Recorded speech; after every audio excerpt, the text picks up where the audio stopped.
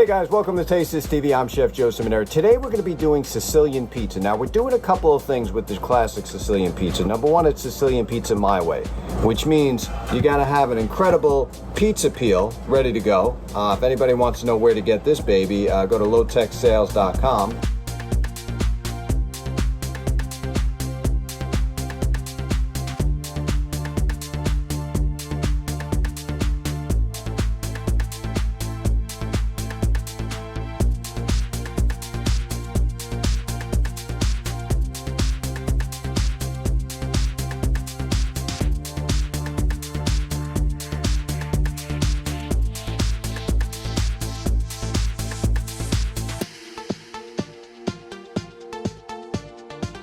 We can't forget about our sauce. Now, there's a couple of really good sauces out there, folks. You got San Marzano, which is definitely one of my favorite.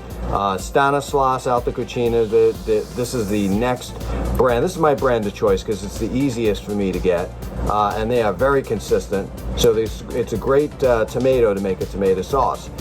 Now you might be saying, what if you don't have the time to go through the whole process of making the tomato sauce? Then I would recommend an already made sauce, which is Delamore. They're located in Vermont, and that is definitely hands down the best jarred sauce out there. Of course, you're going to need some yeast to make the dough and a good quality olive oil. There's a couple out there that I use, so I switch from time to time, but this is going to be Lucini. They got some pretty good olive oil.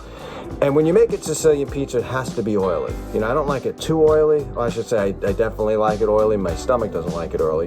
But you definitely want to put oil down on the bottom. I use a silk pat, which is a plastic, like a, you know, some people grease the pan. Some people have really seasoned pans that nothing sticks to it. But the silk pat is a plastic rubber piece that's going to prevent anything from sticking. It's usually used for baking, but I use it for Sicilian slices, Sicilian pies, different kinds of rolls and breads that I don't want anything to stick, and I mean nothing sticks. So we're going to combine all this. First, we're definitely going to make the dough. I'm going to show you a quick and easy process to make the dough. I let my dough rise for about 3 hours, a little longer than most people, and I do hammer it down a few times and then let it come up. That's the secret to having an airy, light, fluffy Sicilian. What you don't want is a very dense Sicilian dough. So with all that, I think we're going to have a great meal today, so stay tuned.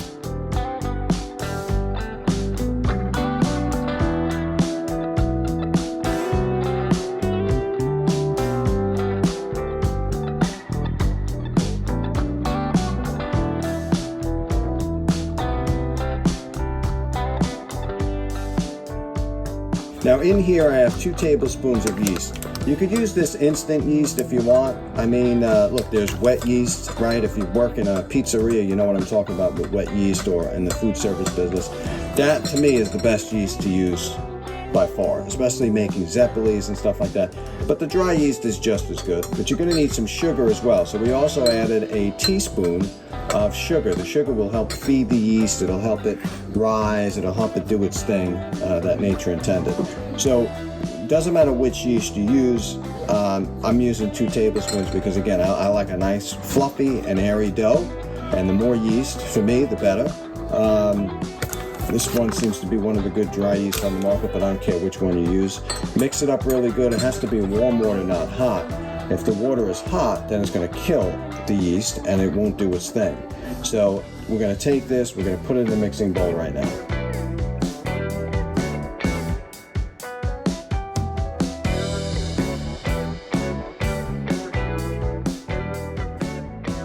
So we're going to be putting this flour in the bowl. And I'm using 6 cups, but you really need to eyeball this because everybody's flour is different. Today I'm using an all-purpose flour with a different brand, but you could be using some other flour and it gets thicker, it gets thinner. So there's really no perfect, you know, exact recipe here unless you're using the same brand of flour, because all flours are different.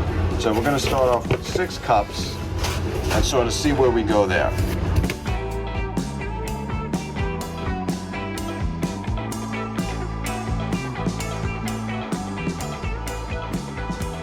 Tablespoon of salt in there. Now, what kind of salt can you use? Well, you can use kosher salt, sea salt. It doesn't really matter, but keep in mind, I have sea salt here, right? So every salt is different as well. Some salt is going to be really strong, like what's the name of that, cross salt, is totally powerful. I mean, it would be 1 teaspoon of my tablespoon. You could use kosher salt, but just remember kosher salt has a thicker and bigger grain. So you have to, this is considered like, sea salt, but it's almost like a round salt. It's not, the granules are not that big. All right, anyway, you're gonna need a teaspoon of this.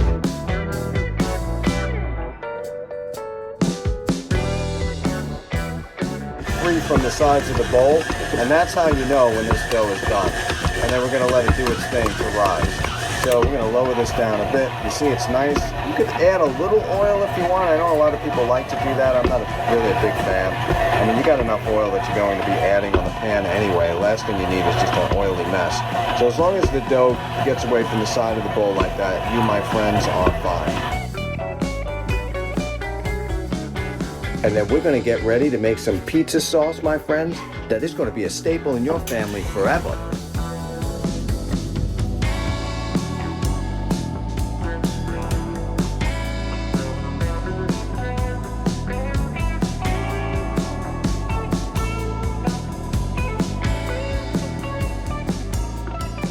Onions are in a pan, and we're going to take some olive oil. I like about maybe, 2 tablespoons. I don't like a lot of oil in the beginning of this.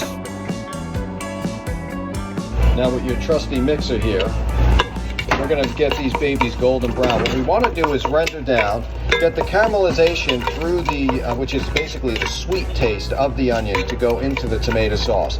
This will have it taste less acidic.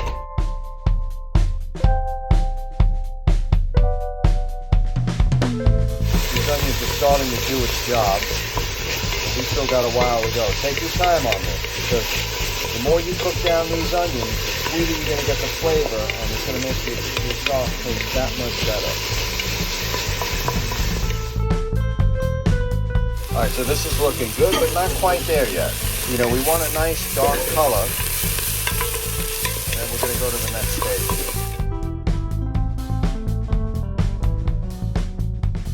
Okay, now we're where we need to be. At this point, we're going to add the tomato sauce.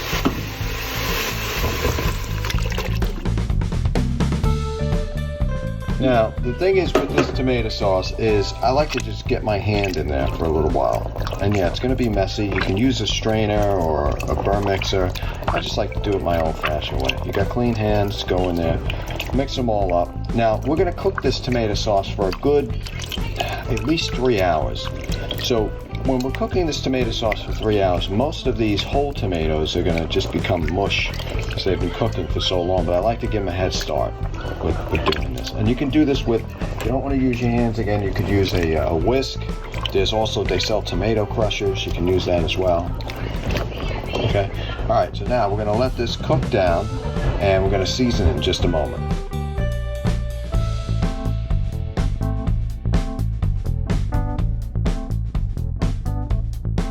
These ingredients are essential to a good tomato sauce. We have 1 tablespoon of dry oregano, 2 tablespoons of salt, 1/2 teaspoon of black pepper. I always say black pepper is like a hidden gem to this. And 1 tablespoon of dry basil.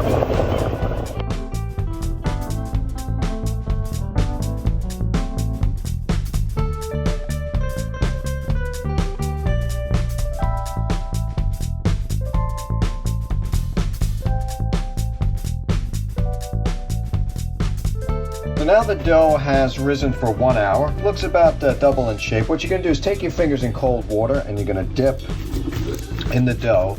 And what you want to do is flatten the dough out completely. And there's really no right or wrong way to do it. Just make sure you get that dough stretched all the way to the end.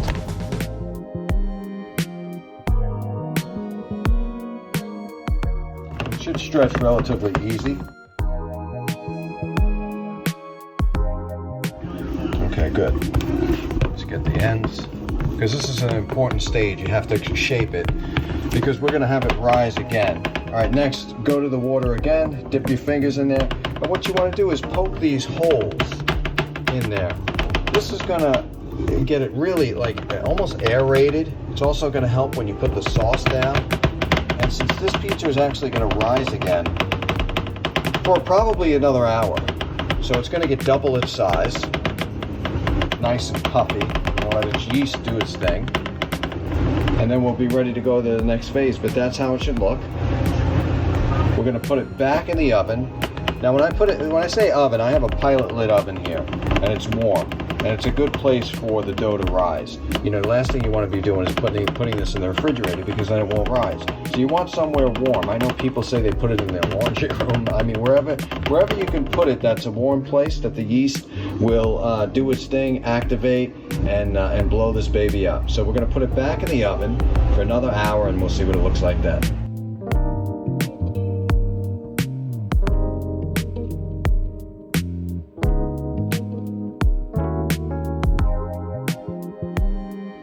This is the Sicilian pizza that we made, or the dough, in a prior show. We're going to be assembling it. So if you're ready for some New York Sicilian style, get ready. So here we have the dough. First, what we're going to do is put some fresh mozzarella.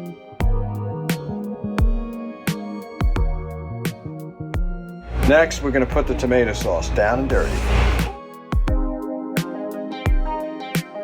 Now there was a request for a lot of cheese on this baby, so that's why you're going to see two hands going in here. We're going to put that in the oven, 400 degrees, for about 20 minutes.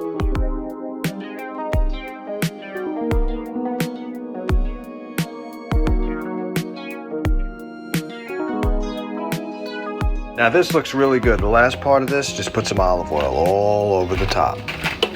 So here you have it, the Sicilian pizza all the way from New York. Ladies and gentlemen, no rules in cooking. Taste this.